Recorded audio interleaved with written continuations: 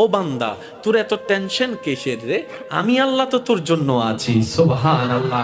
আমি আছি না তোর? আরে যার কেউ নাই তাই না টেনশন করে, যার টাকা নাই সে টাকা নিয়ে টেনশন করে, যার অভিভাবক নাই সে অভিভাবক নিয়ে টেনশন করে, যার মোবাইল নাই সে মোবাইল নিয়ে টেনশন করে। আরে আমি আল্লাহ তো আছি তোর, আমি আল্লাহ তো আছি যিনি ইন্নাল্লাহা আলা কুল্লি শাইইন কাদির। আমি আল্লাহ রহমান তো আছি, আমি রহিম তো আছি, আমি গফফার তো আছি, আমি সত্তার তো আছি। সুবহানাল্লাহ। আমি গফফার তো আছি, আমি রাজ্জাক তো আছি।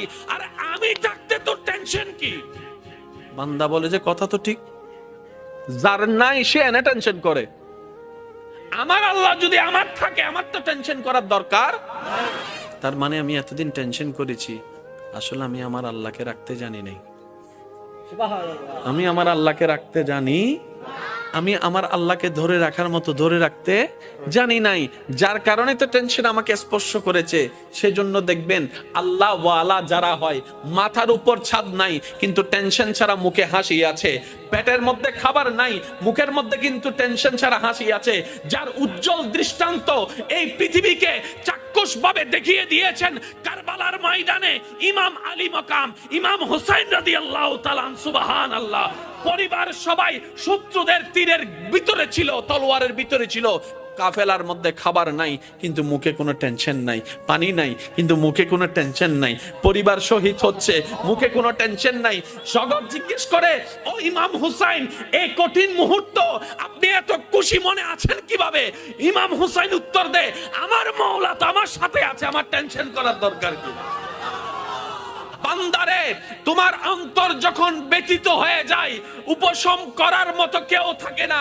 দুঃখ ভুলার জন্য যখন তুমি তোমার আপনা মানুষের হাতটা ধরে দুঃখ ভুলার চেষ্টা করো, 2 দিন পরে দেখা যায় সে আপনা মানুষটাই অন্যের সাথে হাত মিলিয়ে তোমার সাথে প্রতারণা করে, তোমাকে ধোঁকা দেওয়ার চেষ্টা করে। কথা বলেন ঠিক কি না?